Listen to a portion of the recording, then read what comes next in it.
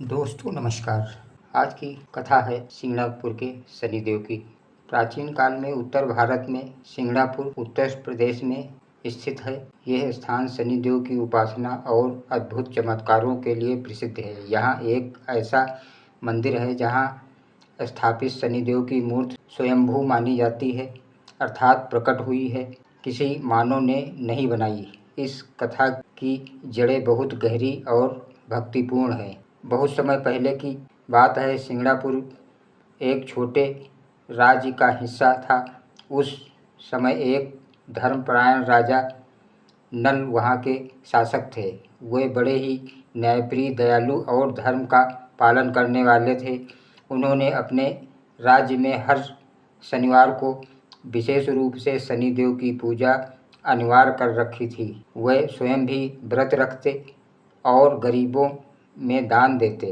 एक बार राजा नल ने संकल्प लिया कि वे 1 वर्ष तक हर शनिवार को शनिवार मंदिर में दीपदान करेंगे और शनि सहस्त्र नाम का पाठ करेंगे। उनके इस संकल्प से प्रसन्न होकर शनिदेव ने सोचा, राजा की भक्ति सच्ची है, परंतु मेरी परीक्षा से कौन बच पाया। देखना होगा कि यह राजा मेरी दशा आने पर क्या करता है। कुछ समय बाद राजा की कुंडली में 7.5 का प्रभाव प्रारंभ हो गया। जैसे ही शनि की दशा शुरू हुई, राज्य में दुर्भिक्ष पड़ा।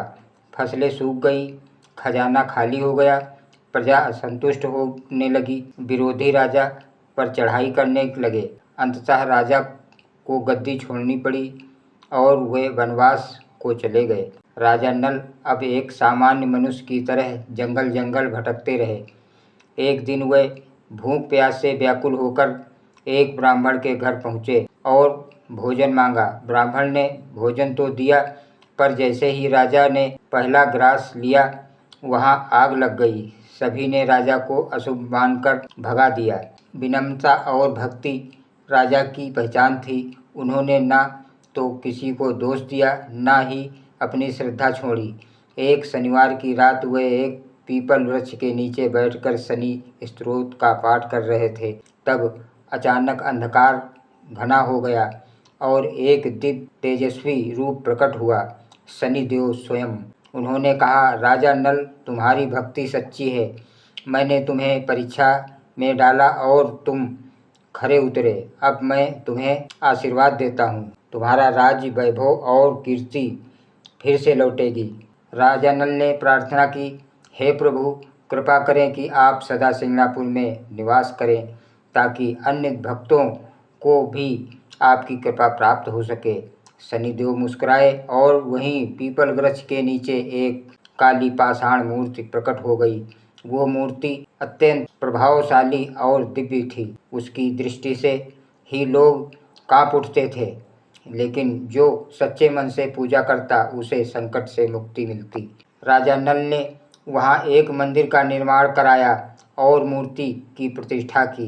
उन्होंने घोषणा की कि जो भी व्यक्ति शनिवार को इस मंदिर में दीपदान करेगा, काले तिल चढ़ाएगा और शनि स्तोत्र का पाठ करेगा, उसकी सभी पीड़ाएं शांत हो जाएंगी। धीरे धीरे यह स्थान प्रसिद्ध होने लगा। लोग दूर दूर से दर्शन करने आने लगे।